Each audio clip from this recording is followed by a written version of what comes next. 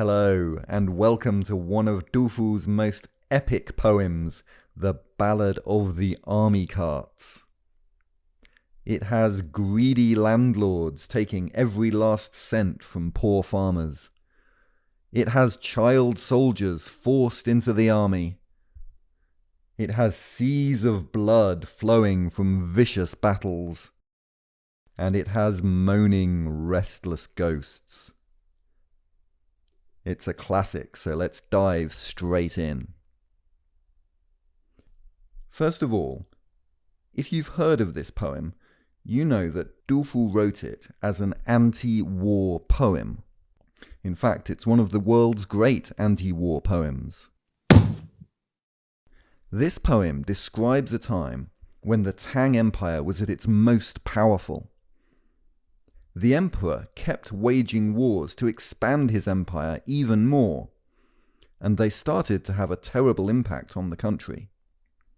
The wars were tearing apart families and wasting the lives of Tang China's young men. That means that it's a sad poem, so it's often read like this.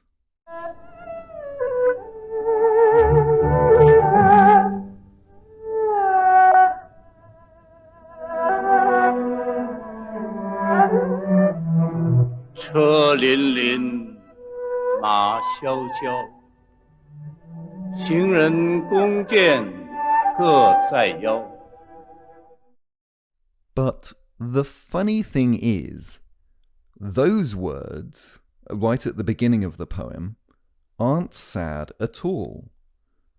In fact, they're rather splendid.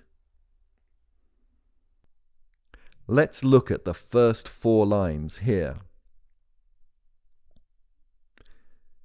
车辚辚，马萧萧，行人弓箭各在腰。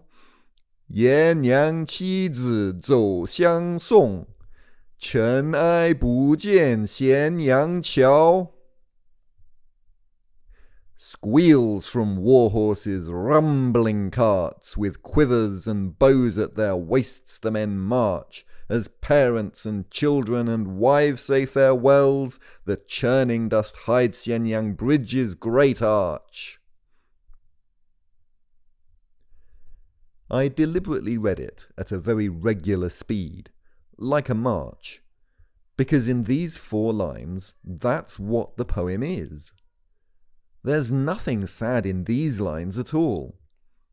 Du Fu is showing us a very impressive army parade. The way Du Fu writes here is just like a movie. At first, we can't see anything. We just hear the sounds. What's going on? What are those carts and horses doing? Then, just as if we, or the movie camera, are moving towards the noise, we see our first detail. A man walking. Du Fu makes clever use of the fact that Chinese doesn't mark singular or plural. When we read the word 行人, we don't yet know if it's one man or more. Next, we see something about the man. He has a bow and arrow. He's a soldier. Now, finally, in the second half of this line, Du Fu says, Ge. And that tells us that there are many of them. Our view suddenly expands. Not one man, but a whole line of them. And those bows and arrows? Hanging at the men's waists, because they're on the march. Now, Du Fu opens up the view even more for us. The men are marching, but there are other people with them. Fathers and mothers and wives and children, all walking alongside, waving off the soldiers. You might have seen scenes like this in the movies before, or perhaps in real life. When soldiers depart for battle, their families wave goodbye. Perhaps they wave flags and cheer. Often it's a patriotic celebration. This celebration is so big that the soldiers and the men have churned up a massive dust cloud, so big that it's covering the whole of Xianyang Bridge. Xianyang Bridge doesn't exist anymore, but it probably looked a little like this ancient bridge. It was big and wide, and maybe as much as 100 meters long. That's the size of a football field. And it was completely hidden by this swirling dust. The scene in these first 4 lines is not sad. It's the kind of patriotic poem that many other people at the time were writing. And I guess the emperor loved to read them. Look how powerful your armies are. Look how they march off to defeat the enemy. This scene is exciting and impressive. Here are the first 4 lines together. See if you can picture the mighty military scene that Du Fu is conjuring up. Squeals from war horses, rumbling carts, with quivers and bows at their waists the men march. As parents and children and wives say farewells, the churning dust hides Xianyang Bridge's great arch. It all sounds very exciting. But it's a complete trick. Du Fu has fooled us into thinking that he's writing a poem about the awesome Chinese army. But in line 5 of the poem, all this celebration comes to a screeching halt. The people seeing the soldiers off aren't waving and cheering. They're pulling uselessly at the sleeves of the men. They're digging their heels in and blocking the road to try to stop them.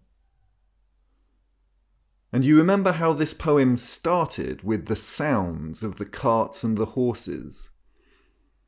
Du Fu suddenly tells us about the next sound, only this time it's not exciting, it's heartbreaking.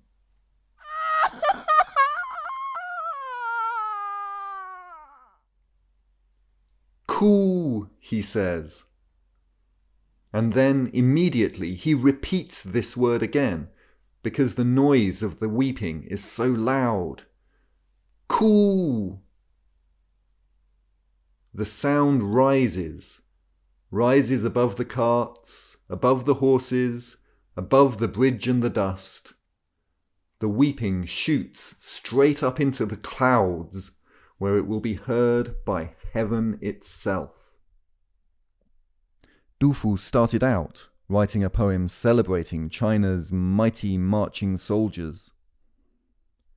But before he's even finished the first verse, he starts telling us about what a tragedy these wars are. You can tell that it's the first verse because of the rhymes. See how xiao, yao, qiao, and xiao all rhyme? Just to make sure it's clear, let's go through all the characters in this first section with a gloss for each word.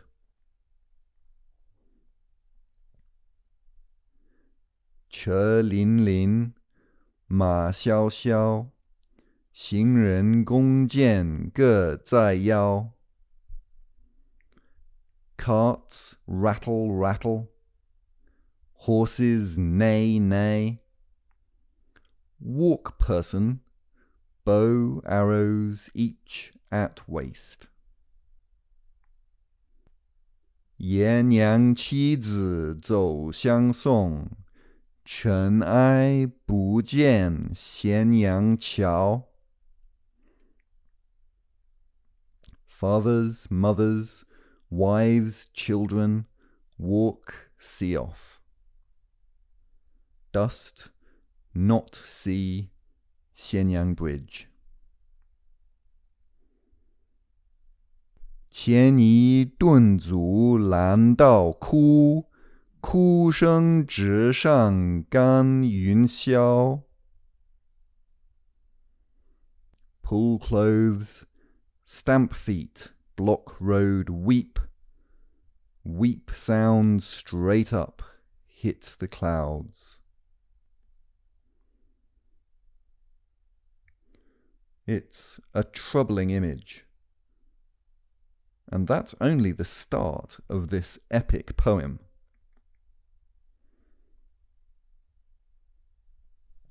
That's the end of the first part of this video.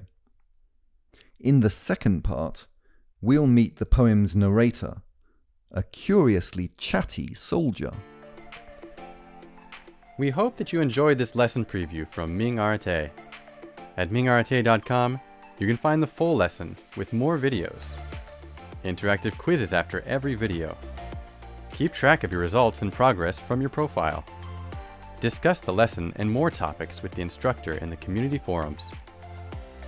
Sign up to get updates on literature, music, and art courses and more free content. Check the description below for links to this course and more enriching content. From Ming Aretê.